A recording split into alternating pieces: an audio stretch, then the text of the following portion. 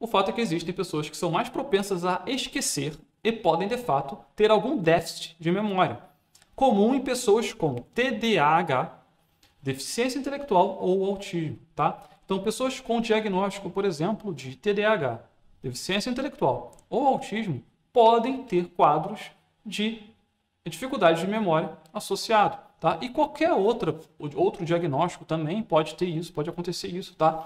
Né? A pessoa pode ter alguma dificuldade ali na memória. Às vezes você nem tem diagnóstico, mas a pessoa tem dificuldade na memória. A memória dela, eu esqueço muito das coisas, eu não lembro.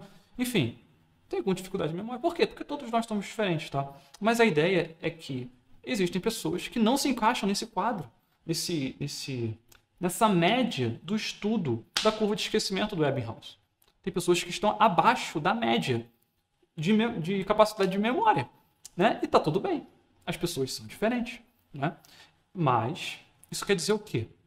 Quer dizer que se a maioria das pessoas leva um mês para esquecer quase todo o conteúdo que ela aprendeu há um mês atrás, pode ser que seu aluno demore 3 dias, 2 dias, às vezes 1 dia, para esquecer o conteúdo que ele aprendeu. E se ele tem dificuldade de ter aprendizado, talvez no primeiro dia ele não tenha aprendido nem 70%, igual a curva do esquecimento ali do Ebbinghaus. Se ele, no primeiro dia, não aprendeu nem 70%, a chance dele esquecer, a chance dele não reter aquele conteúdo, que não está fazendo lógica, no sentido na cabeça dele, porque se ele não aprendeu, ele não entendeu. Se ele não entendeu, ele vai guardar na memória para quê?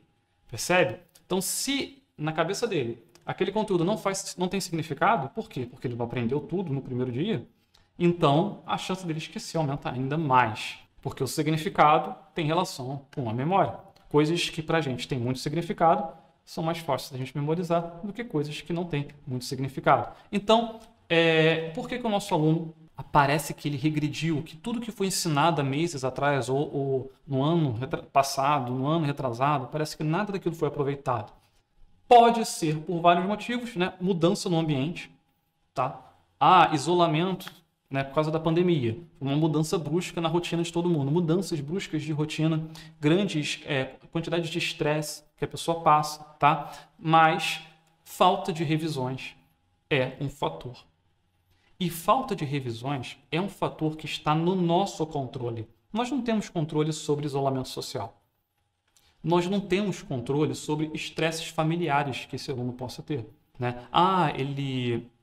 A mãe começou a trabalhar fora, os pais se divorciaram, nasceu um irmãozinho, alguém da família faleceu, a família precisou se mudar para outra cidade, o aluno trocou de escola. São coisas que estão fora do controle do educador. Mas o que é que está no controle do educador? O que é ensinado para o aluno. O que é ensinado para o aluno dia após dia dele na escola, isso está no nosso controle. E a grande dica aqui para você é como estruturar um sistema de revisões que não vá deixar o seu aluno regredir o aprendizado. Como fazer isso?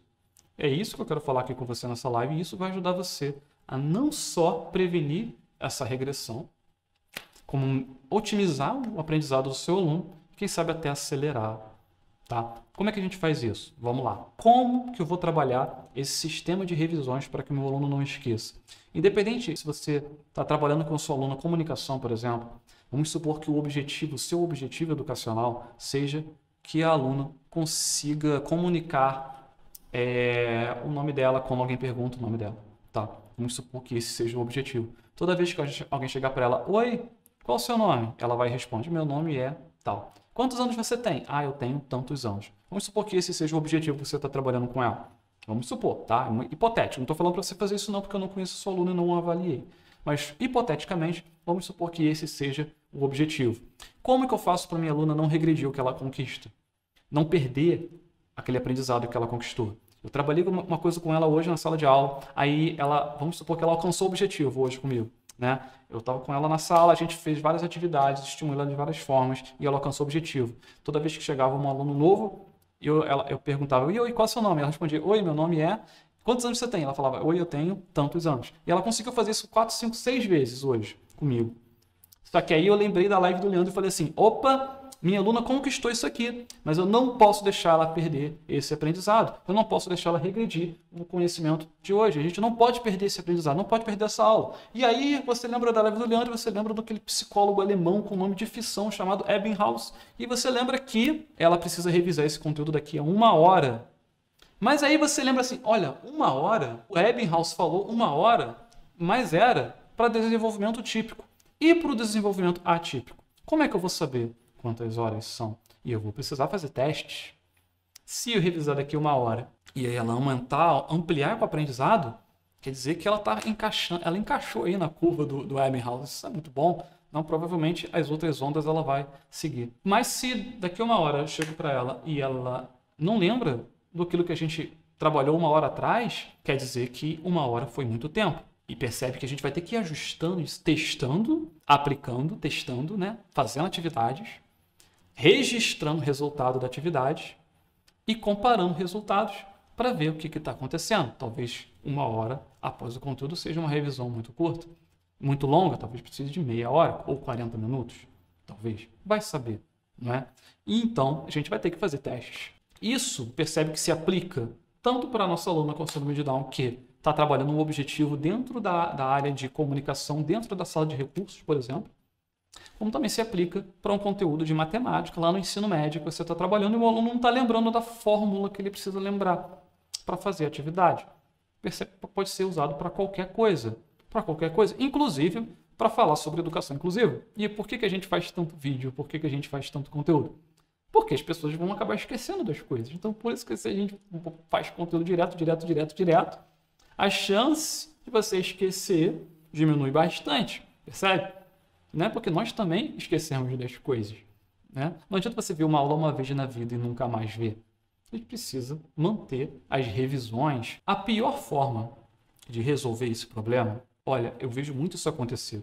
Tá? Leandro, como é que eu vou resolver esse problema de regressão, aplicar as revisões? Como é que eu vou fazer isso? A pior forma que a gente pode fazer é não fazendo nada. Tá? O pior jeito é não fazer nada. Se eu tenho um aluno que eu ensinei uma coisa para ele ontem, e aí chega na sala hoje e ele não está lembrando, e aí já é conteúdo novo, aí vai amanhã, é conteúdo novo de novo, aí vai depois de amanhã, semana que vem, é conteúdo novo de novo, e o meu aluno, ele não lembra nem do conteúdo da semana passada, ele não lembra nem do conteúdo do ano passado, quer dizer o quê? Que o meu aluno está sendo deixado para trás, ele está sendo excluído. Por quê? Porque cada atividade que é entregue para ele, ele não consegue realizar com autonomia, porque ele não lembra do conteúdo que foi ensinado sobre aquilo ali. E se isso vai se repetindo, virando um ciclo, a gente vai fortalecendo ideias na cabeça desse aluno de que ele é incapaz e que ele não lembra e que a escola não é o lugar dele.